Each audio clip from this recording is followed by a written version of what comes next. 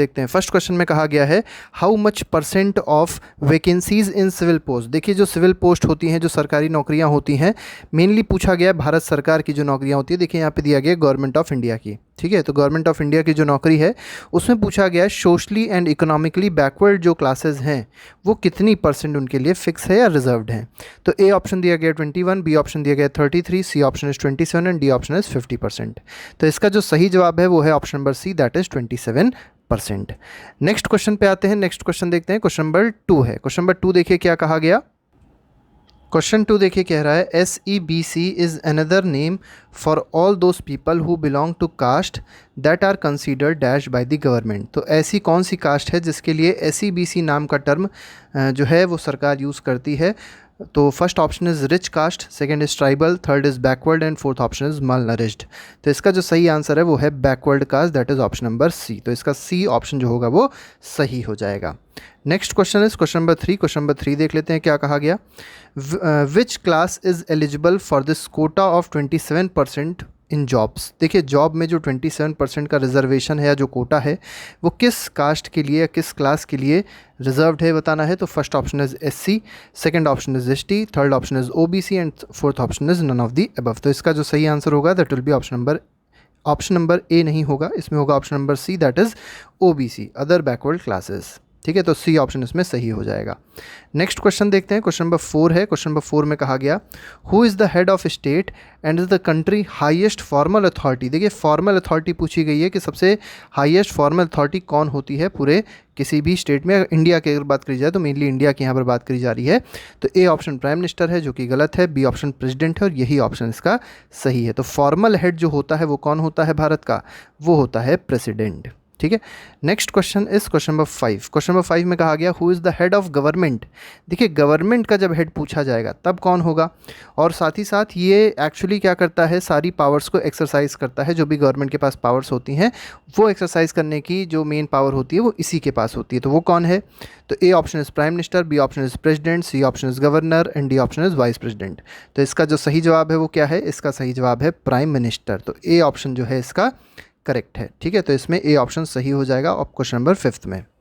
Question number 6 देखते हैं। Question number 6 क्या कह रहा है, पार्लियामेंट कंसिस्ट ऑफ। अब देखिए पार्लियामेंट आपको बतानी है, जो पार्लियामेंट आपको पता होगी कहाँ पे है, न्यू दिल्ली में है। ठीक है, अब बताना है पार्लियामेंट में क्या क्या होता है। तो first option is president, second option Lok Sabha, third option is Rajya Sabha और फोर्थ ऑप्शन दिया गया है ऑल ऑफ दी अबव। अब बच्चे क्या सोचते हैं, बच्चे सोचते हैं पार्लियामेंट का मतलब सिर्फ लोकसभा है, और ज़्यादा अगर अच्छा दिमाग होगा तो ये सोच पाते हैं कि लोकसभा और राज्यसभा है, किसी का दिमाग प्रेसिडेंट तक नहीं जाता। लेकिन ये गलत है, पार्लियामेंट का मतलब होता है प्रेसिडेंट भी होता है, लोकसभा भी होता है और राज्यसभा भी होता है। ठीक है, तो इसमें ए, बी और सी तीनों ही ऑप्शन जो होंगे वो सही होंगे। तो इसका आंसर है ऑल ऑफ दीज या ऑल ऑफ दी अबव। तो पार्लियामेंट में क्या क्या हो गया, लोकसभा हो गया, राज्यसभा हो गया और साथ ही साथ प्रेसिडेंट भी हो गए। नेक्स्ट क्वेश्चन, क्वेश्चन नंबर 7 है, president must have the support of a majority of dash members. तो कहाँ के मेंबर्स का पूरा सपोर्ट होना चाहिए, मतलब जो सपोर्ट होता है वो कहाँ के मेंबर्स का मेनली होना चाहिए प्रेसिडेंट के पास, जिससे वो प्राइम मिनिस्टर बना रहे, मतलब प्राइम मिनिस्टर पास कहाँ का सपोर्ट होना चाहिए। ए ऑप्शन लोकसभा है, बी ऑप्शन राज्यसभा है, C option is Vidhan Sabha and D option is legislative council. तो प्राइम मिनिस्टर का जो सपोर्ट होना चाहिए वो मेजॉरिटी होनी चाहिए उसकी कहाँ पर, मेनली लोकसभा में, तभी वो प्राइम मिनिस्टर बन सकता है। Next question is question number 8। Question number 8 में देखिए क्या कहा गया, the government of India has appointed second backward class commission इन 1979। तो सेकेंड बैकवर्ड क्लास कमीशन कब लाए थे गवर्नमेंट ऑफ सरकार, तो गवर्नमेंट ऑफ इंडिया जो सेकेंड बैकवर्ड कमीशन लेके आई थी वो 1979 में लेके आई थी। ये बात बिल्कुल सही है, तो A option is totally correct. Second में क्या कहा गया, it was headed by BP मंडल। ठीक है, तो BP मंडल जो थे उसको हेड कर रहे थे सेकेंड बैकवर्ड क्लास कमीशन को। तो ये बात भी जो है बिल्कुल सही है। ठीक है, और इसको क्या कहा गया था, मंडल कमीशन भी कहा गया था। तो इस क्वेश्चन में अगर देखेंगे 8th क्वेश्चन में, तो फर्स्ट ऑप्शन भी सही है, सेकेंड ऑप्शन भी सही है, तो इसका आंसर हो जाएगा both 1 and 2 are correct. Next question, question number 9 देखिए, 9 क्या कह रहा है, ऑन 6 अगस्त 1990। तो 6 अगस्त 1990 की बात करी गई है। The union cabinet took a formal decision. देखिए यूनियन कैबिनेट जो थी, यूनियन कैबिनेट का मतलब होता है जो भारत की सरकार है, जो मेन गवर्नमेंट है, जो सेंटर में बैठती है, उसको यूनियन कैबिनेट बोलते हैं। स्टेट गवर्नमेंट यूनियन कैबिनेट नहीं होती। ठीक है, स्टेट गवर्नमेंट अलग है, यूनियन कैबिनेट अलग है। Formal decision to implement the recommendation for reservation of dash. तो किस रिजर्वेशन की यहाँ पर बात हो रही है जो कि 6 अगस्त 1990 को लागू किया गया था? तो वो है ओबीसी का रिजर्वेशन, मतलब अदर बैकवर्ड क्लासेस का जो रिजर्वेशन था 27% का, वो इस दिन लागू किया गया था। Next question is question number 10। Which of the following institutions in India settle disputes arising out of government decisions. तो देखिए जो गवर्नमेंटल डिसीजंस होते हैं उनमें अगर डिस्प्यूट्स होता है, ठीक है, गवर्नमेंटल डिसीजन हो सकता है कि दो सरकार के बीच में हो या कोई और तरीके का गवर्नमेंटल डिसीजन है, ठीक है, तो वो डिस्प्यूट्स जो होंगे उनके बीच में जो मतभेद होते हैं, डिस्प्यूट्स होते हैं, उनको सेटल करने का काम कौन करता है? तो हाई कोर्ट भी करते हैं, साथ ही साथ सुप्रीम कोर्ट भी करते हैं। तो इसका आंसर हो जाएगा option number C, that is both A and B does this function. Question number 11 देखिए, who is responsible for ensuring security to the citizen and providing facility for education and health to all. देखिए दो काम हैं यहाँ पर, पहला क्या है? सिक्योरिटी प्रोवाइड करना सारे सिटीज़न को, और दूसरा काम क्या है? एजुकेशन और हेल्थ प्रोवाइड करना सारे सिटीजन को। तो ये काम किसका है? तो ए ऑप्शन दिया गया है पार्लियामेंट, ठीक है। क्या है काम पार्लियामेंट का है? तो बिल्कुल ही गलत है, ये काम है किसका? गवर्नमेंट का, ठीक है। तो इसका बी ऑप्शन जो होगा वो सही हो जाएगा, ठीक है। प्रेसिडेंट का भी ये काम नहीं है, प्राइम मिनिस्टर का भी ये काम नहीं, काम है पूरी सरकार का। Next question is question number 12। Who along with the cabinet are institution that take all important policy decisions. तो देखिए भारत में जितने भी पॉलिसी डिसीजंस होते हैं वो कैबिनेट लेती है। कैबिनेट मतलब जो ग्रुप ऑफ मिनिस्टर्स हैं वो लेते हैं, लेकिन किसके साथ में? तो ए ऑप्शन दिया गया है prime minister, B option is president, C option is chief justice and D option is all of the above, ठीक है। तो इसमें जो कैबिनेट के साथ डिसीजन लेता है वो कौन लेता है? मेनली प्राइम मिनिस्टर लेता है, ठीक है। तो प्राइम मिनिस्टर एक इंस्टीट्यूशन है एक तरीके से कैबिनेट के साथ में, जो सारी पॉलिसी बनाता है, सारी पॉलिसी पे डिसीजन लेता है। Next question is question number 13। Question 13 कहा गया, civil servants working together are responsible for taking steps to implement the minister's decision. देखिए सिविल सर्वेंट्स का काम क्या है? जो आईएएस होते हैं, जो पीसीएस होते हैं, उनका काम क्या होता है? उनका काम ये होता है कि जो भी पॉलिसीज़ बनाई गई हैं उसको इम्प्लीमेंट कराना, उसका इम्प्लीमेंटेशन मेन इनका वर्क होता है, ठीक है। पॉलिसीज़ बनती कहाँ पर हैं? पॉलिसीज़ बनती हैं कैबिनेट से, लेकिन उसको इम्प्लीमेंट कौन कराएगा? तो इम्प्लीमेंट कराने के लिए सिविल सर्वेंट्स होते हैं। तो इसका आंसर जो है that is option number A सही है। नेक्स्ट इज क्वेश्चन नंबर 14 देख लीजिए, which of the following is an institution where disputes between citizens and government are finally settled. देखिए यहाँ पर जो डिस्प्यूट की बात हो रही है किसके किसके बीच में हो रही है? सिटीज़न और गवर्नमेंट के बीच में जो भी डिस्प्यूट्स होते हैं, ये फाइनली इनका सेटलमेंट कहाँ पर होता है? तो सेशंस कोर्ट गलत है, फाइनल पूछा गया, फाइनल सेटलमेंट, ठीक है। हाई कोर्ट भी गलत है, फाइनल सेटलमेंट कहाँ होगा? सुप्रीम कोर्ट में होगा। तो इसका आंसर हो जाएगा option number C. Next question is question number 15। Who control all the money that government have. अब देखिए सरकार के पास बहुत सारे पैसे हैं, ठीक है, बहुत फ़ंड हैं, कंसोलिडेटेड फंड ऑफ इंडिया बना हुआ है और भी कई सारे फंड्स बने हुए हैं। तो क्योंकि और ये फंड्स में पैसे कहाँ से आते हैं? जो हम लोग जो टैक्स देते हैं वो सरकार के पास पहुँचता है, और उससे ही जितने डेवलपमेंट के फंक्शंस होते हैं, जितने डेवलपमेंटल वर्क्स होते हैं, वो उसी पैसे से किए जाते हैं। लेकिन क्वेश्चन में क्या पूछा गया? क्वेश्चन में पूछा गया कंट्रोल कौन करता है ये सारी मनी को? तो इस पूरी मनी को कंट्रोल करने का काम होता है पार्लियामेंट का, ठीक है। पार्लियामेंट ही बताएगा कि कितने पैसे कहाँ लगने हैं, कैसे लगने हैं, ठीक है। Next question is question number 16। In all the democracies N assembly of elected representative exercise supreme political authority on behalf of people. देखिए चाहे कोई भी डेमोक्रेसी हो, चाहे भारत की डेमोक्रेसी हो, चाहे अमेरिका की डेमोक्रेसी हो, चाहे ब्रिटेन की डेमोक्रेसी हो, चाहे कहीं की भी डेमोक्रेसी हो, वहाँ पर क्या होता है? जो इलेक्टेड रिप्रेजेंटेटिव्स होते हैं, जैसे यहाँ पे अगर देखें भारत में इलेक्टेड रिप्रेजेंटेटिव्स का हो गया member of parliament, member of legislative assembly, जिसको हम लोग विधायक बोलते हैं, जिसको हम लोग सांसद बोलते हैं हिंदी में, ठीक है। ये क्या करते हैं? ये सुप्रीम पॉलिटिकल अथॉरिटी होते हैं, लेकिन किसके बिहाफ पे? हम लोगों ने इनको चुना है, तो मतलब ये हमारे बिहाफ पे सारे डिसीजन वहाँ पर जाके लेते हैं।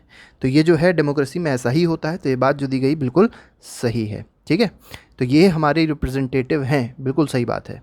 नेक्स्ट इज क्वेश्चन नंबर 17 देखिए, in India a national assembly of elected representatives is called. देखिए नेशनल असेंबली जो है वो क्या कहलाती है भारत में, ठीक है। इलेक्टेड रिप्रेजेंटेटिव्स अगर नेशनल असेंबली में देखा जाए तो इलेक्टेड रिप्रेजेंटेटिव्स को क्या कहते हैं? एमपी कहते हैं। एमपी का मतलब है मेंबर ऑफ पार्लियामेंट, ठीक है, मेंबर ऑफ पार्लियामेंट, ठीक है। तो पता ही होगा आप लोग को ये मेंबर ऑफ पार्लियामेंट होते हैं, ठीक है। और क्या पूछा गया है इसमें?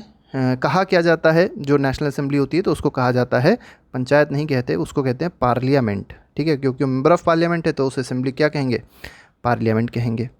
Next is question number 18। Question number 18 देखिए, इसमें कहा गया at the state level the assembly of elected representatives is called. देखिए स्टेट लेवल पे जो इलेक्टेड रिप्रेजेंटेटिव्स होते हैं, ठीक है, उनकी जो असेंबली होती है उसको क्या कहते हैं, तो उसको कहते हैं विधानसभा, या उसको कह सकते हैं इंग्लिश में लेजिस्लेटिव असेंबली। ठीक है, उसको कहेंगे लेजिस्लेटिव असेंबली, दैट इज़ विधानसभा। और यहाँ के जो मेंबर्स होते हैं, ठीक है, जो इलेक्टेड रिप्रेजेंटेटिव्स होते हैं, इनको कहा क्या जाता है, इनको कहा जाता है MLA। MLA का मतलब क्या है, मेंबर ऑफ लेजिस्लेटिव असेंबली। ठीक है, और इसका भी जो इलेक्शन होता है वो डायरेक्ट वोटिंग होती है। हम ही लोग जो यूनिवर्सल एडल्ट फ्रेंचाइज के बारे में आपने सुना होगा, 18+ के जो लोग होते हैं वो सारे के सारे जाते हैं, वोट देते हैं, और उस हिसाब से जो मेजॉरिटी में पर्सन जीतता है वो लेजिस्लेटिव असेंबली का मेंबर बन जाता है किसी भी कॉन्स्टिट्यूंसी से। Next is question number 19। Who is the final authority for making laws in India. देखिए लॉज बनाने के लिए, कानून बनाने के लिए भारत में जो फाइनल अथॉरिटी है वो कौन है, ये क्वेश्चन में पूछा गया। बहुत अच्छा क्वेश्चन है। सेशन कोर्ट नहीं है, हाई कोर्ट भी नहीं है, बच्चे सोचेंगे सुप्रीम कोर्ट है, लेकिन सुप्रीम कोर्ट भी नहीं है। इसका सही आंसर क्या है, पार्लियामेंट। ठीक है, तो जो लॉज बनाने का काम कौन करता है, पार्लियामेंट करता है, ये याद रखिएगा। Next question is question number 20। Question number 20 देखिए, क्वेश्चन 20 में कहा गया which of the following is not a role of parliament. Parliament का इनमें से कौन रोल नहीं है, कौन सा रोल नहीं है। पहला दिया गया making new laws and abolish existing laws, ये रोल होता है। सेकंड दिया गया चेंज एग्जिस्टिंग लॉज, बिल्कुल सही है, जो इस समय लॉज हैं हो सकता है उनमें कुछ ना कुछ चेंजेस करने हो, वो भी पार्लियामेंट कर सकता है। थर्ड दिया गया make new ones in their places, ये भी सही है कि जो पुराने पे थे हो सकता है उनमें कुछ चेंजेस करने की ज़रूरत हो तो नए बना सकते हैं।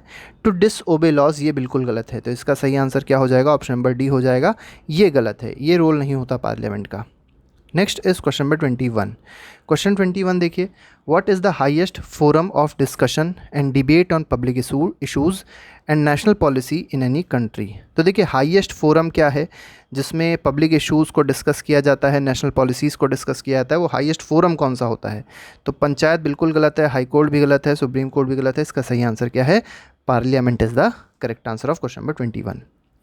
क्वेश्चन नंबर 22 देखिए, विच of the following is a part of parliament. देखिए पूछा गया है कौन पार्लियामेंट का पार्ट है, although it is not a member of either house, लेकिन वो दोनों में से कोई भी हाउस का मेंबर नहीं है, मतलब ना ही वो लोकसभा का मेंबर है और ना ही वो राज्यसभा का मेंबर है, फिर भी वो क्या है, पार्लियामेंट का एक मतलब हिस्सा है। ठीक है, पार्ट है।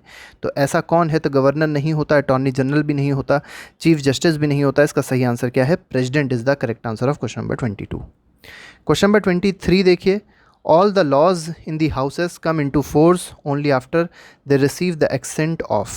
देखिए जो assent होता है वो किसका assent होना चाहिए, उसके बाद ही कोई भी लॉ जो है, जो बिल होता है वो लॉ तभी बन पाता है, या कहें कोई भी लॉ तभी आ सकता है जब किसका assent हो, अनुमति होनी चाहिए किसकी, प्रेसिडेंट की। तो इसका आंसर हो जाएगा option number D, that is president. Next question, question number 24 देखिए, our constitution does not give the state dash some special powers over the state. ठीक है, डज गिव मतलब कई सारे स्पेशल पावर्स होती हैं स्टेट्स की, जो किसको दी जाती हैं, जो हमारा कॉन्स्टिट्यूशन किसको देता है, लोकसभा को नहीं देता, वो किसको देता है, राज्यसभा को देता है। इसीलिए राज्यसभा को और क्या कहा जाता है, काउंसिल ऑफ स्टेट्स भी कहा जाता है। याद रखिएगा, हाउस ऑफ कॉमन्स कहते हैं किसको, लोकसभा को, और राज्यसभा को कहते हैं काउंसिल ऑफ स्टेट्स। ये भी बात आप लोग को याद रखनी है।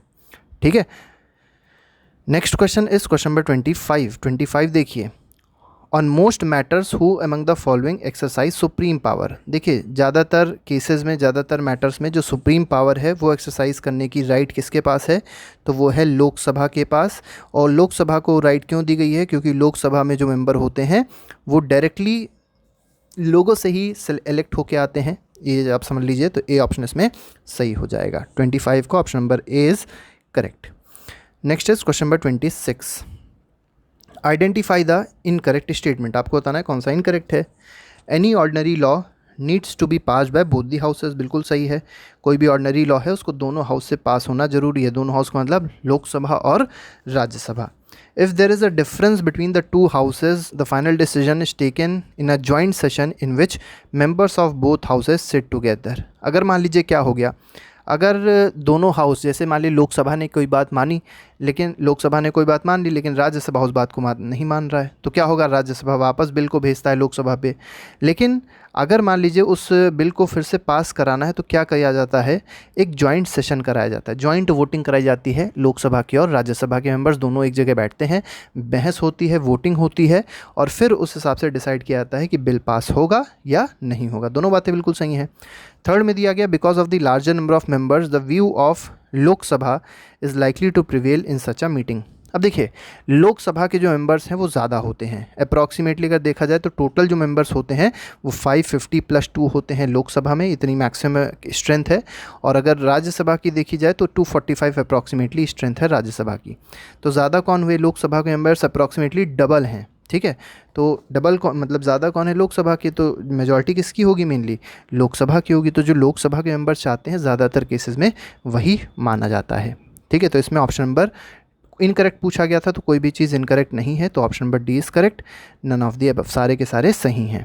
क्वेश्चन नंबर 27 देखिए, असर्शन रीज़न में बताना है आपको कौन सा सही है कौन सा गलत है। चलिए देख लेते हैं। लोकसभा, देखिए यहाँ पे हम लिख देते हैं, थोड़ा सा क्वेश्चन मिस हो गया, यहाँ पे मान लीजिए लोकसभा है, ठीक है।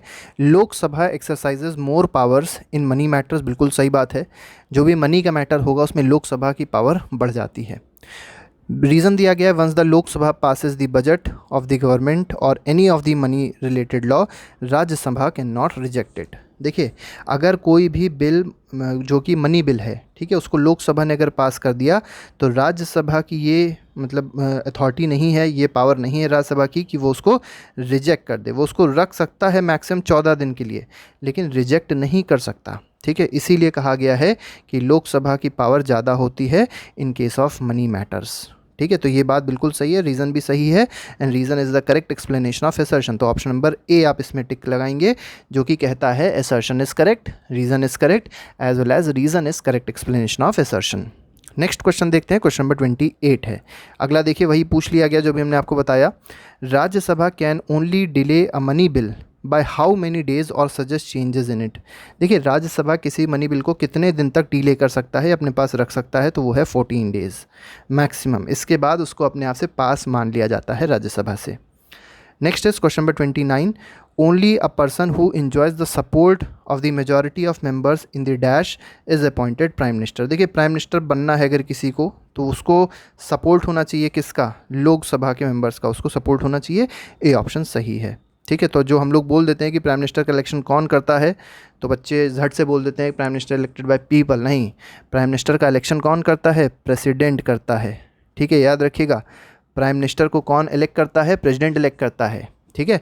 लेकिन अगर पूछा जाए प्रेसिडेंट इलेक्ट तो कर रहा है, लेकिन किसके कहाँ क्या देख के इलेक्ट कर रहा है, तो वो मेजॉरिटी देखता है कि लोकसभा में कौन मेजॉरिटी में है, और फिर मेजॉरिटी के जो मेंबर्स होते हैं वो किसको अपना नेता चुनते हैं, वो इलेक्ट किया जाता है as prime minister by president.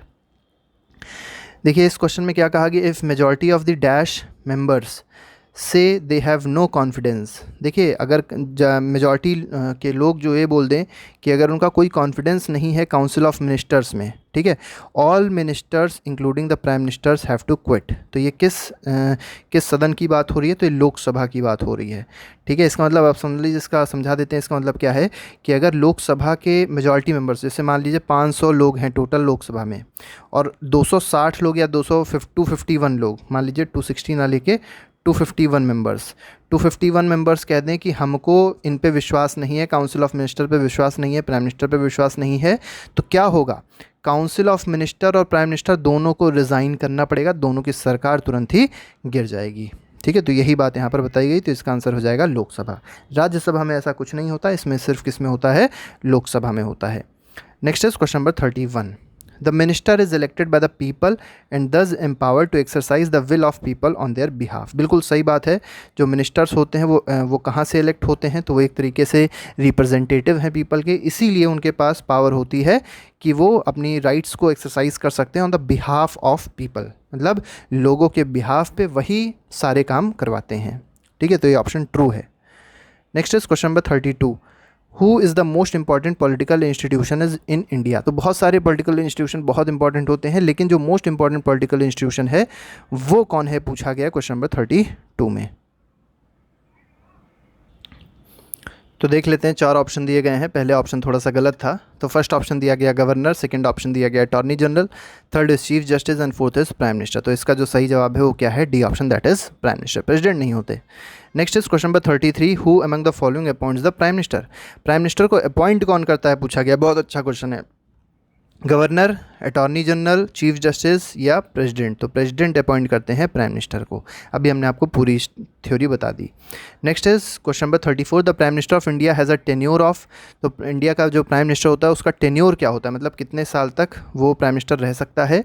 A option 4 years, 5 years, 6 years, does not have a fixed tenure. तो बच्चे इसमें तुरंत 5 ईयर्स लगाएंगे आंसर। क्यों? क्योंकि कोई भी सरकार 5 साल के लिए बनती है, लेकिन ये गलत है। किसी भी प्रेसिडेंट का कोई भी फिक्स्ड टेन्योर नहीं होता है। तो इसका आंसर है does not have a fixed tenure. ठीक है। क्यों फिक्स्ड टेन्योर नहीं होता? क्योंकि ये तब तक प्राइम मिनिस्टर बन सकते हैं जब तक इनको मेजॉरिटी चाहती है कि हाँ ये प्राइम मिनिस्टर बने रहें। ठीक है। मेजॉरिटी कहाँ की? लोकसभा की। Next is question number 35, after the appointment of prime minister. देखिए प्राइम मिनिस्टर के अपॉइंटमेंट के बाद the president appoints the other ministers on the advice of dash. देखिए प्राइम मिनिस्टर के अपॉइंटमेंट के बाद क्या होता है, जो प्रेसिडेंट होता है वो बाकी और मिनिस्टर्स को अपॉइंट करता है, लेकिन किसकी एडवाइस पे अपॉइंट करता है ये जानना जरूरी है। तो प्राइम मिनिस्टर की एडवाइस पे अपॉइंट करेगा। Next question is question number 36, the union minister are usually from the party और the coalition that has majority in the dash. देखिए जितने भी यूनियन मिनिस्टर्स होते हैं, ठीक है, वो उसी पार्टी के होंगे या उसी कोलिशन के होंगे जिसकी मेजॉरिटी सरकार होगी। मतलब जो भी सरकार में होता है उसी के ही यूनियन मिनिस्टर्स होंगे, उसी के ही सारे के सारे मिनिस्टर होंगे। और वो मतलब मेजॉरिटी कहाँ पे होनी चाहिए उन लोगों की? तो लोकसभा में होनी चाहिए। ठीक है। तो ए बी ऑप्शन इसमें सही हो जाएगा। क्वेश्चन नंबर 37 देखिए, the cabinet ministers are usually top level leaders of ruling party और parties who are in charge of major ministries. तो बिल्कुल सही बात दी गई है। तो ए ऑप्शन इसमें सही है।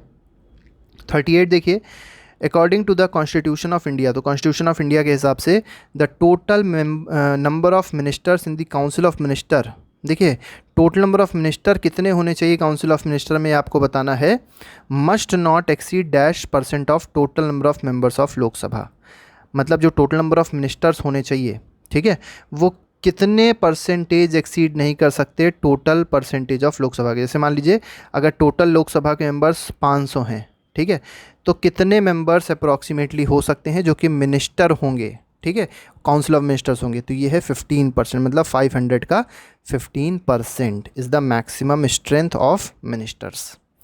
Next question is question number 39 में देखिए, कंसीडर द 2 स्टेटमेंट। 2 स्टेटमेंट दिए गए। पहला दिया गया है ministers of state with independent charge are usually in charge of small ministries. बिल्कुल सही है।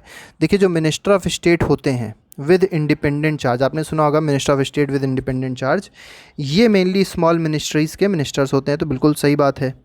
दे participate in cabinet meetings only when specially invited. ये तभी कैबिनेट मीटिंग में पार्टिसिपेट करेंगे जब इनको स्पेशली इन्वाइट किया जाएगा। तो दोनों बातें बिल्कुल सही हैं। तो इसका आंसर है C, that is both 1 and 2 are correct. Next is question number 40, minister of state are attached to and required to assist dash. देखिए जो मिनिस्टर ऑफ स्टेट होते हैं वो किसको असिस्ट करने के लिए अपॉइंट किए जाते हैं? तो ये असिस्ट करते हैं कैबिनेट मिनिस्टर्स को। ठीक है, इसमें बच्चे सोचेंगे स्टेट मिनिस्टर सही है, लेकिन नहीं, इसमें cabinet minister is the correct answer. 41 देख लेते हैं। इसमें कहा गया parliamentary democracy in most countries is often known as cabinet form of government. तो देखिए पार्लियामेंट्री डेमोक्रेसी जो होती है उसको ज़्यादातर कंट्रीज़ में क्या बोला जाता है? कैबिनेट फॉर्म ऑफ गवर्नमेंट बोला जाता है। बिल्कुल सही बात है। तो इसका आंसर हो जाएगा option number A, that is true. Question number 42, who among the following chairs the cabinet meetings of India. देखिए जो कैबिनेट की मीटिंग्स होंगी उसको कौन चेयर करेगा? तो मेनली सिंपल सी बात है, उसको चेयर करेगा prime minister. Next is question number 43, identify the incorrect statement. ये अबाउट की स्पेलिंग गलत हो गई। About the powers of PM. PM की पावर्स के बारे में बताना है, कौन सा स्टेटमेंट इनकरेक्ट है। पहला स्टेटमेंट दिया गया he exercises general supervisions of different ministries. बिल्कुल सही है। All ministers work under his leadership, ये भी सही है। बी दिया गया the prime minister distributes and redistributes the work to ministers, ये भी सही है। ठीक है, प्राइम मिनिस्टर ही क्या करता है? वर्क डिस्ट्रीब्यूट करता है जो भी अदर मिनिस्टर्स होते हैं। ठीक है। सी ऑप्शन दिया गया he don't have power to dismiss ministers, ये गलत है बेटा। ठीक है, इनके पास, प्राइम मिनिस्टर पास पावर होती है कि ये किसी भी मिनिस्टर को डिसमिस कर सकते हैं उसकी पोजीशन से। तो सी ऑप्शन जो इसमें होगा वो इनकरेक्ट हो जाएगा। ठीक है, तो इसमें ऑप्शन अगर पूछा है कौन सा इनकरेक्ट है तो आप कहेंगे सी।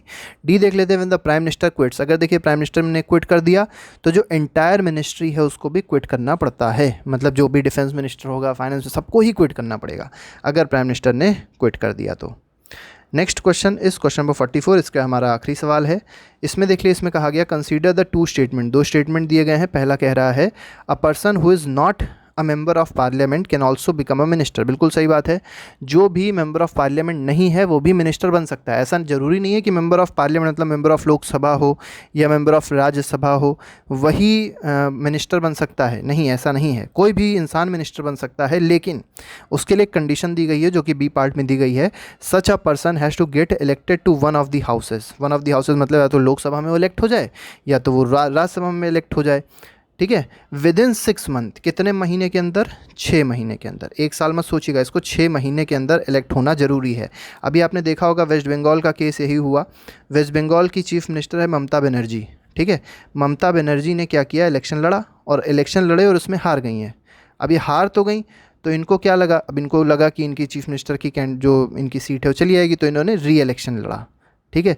री इलेक्शन में ये जीत गई। तो इस तरीके से वो मिनिस्टर जो किसी भी हाउस का मेंबर नहीं है वो मिनिस्टर बना रहेगा। कब तक? 6 महीने तक बना रहेगा, लेकिन 6 महीने के बाद मतलब 6 महीने के अंदर उसको क्या होना है, उसको किसी भी हाउस का मेंबर बन जाना है।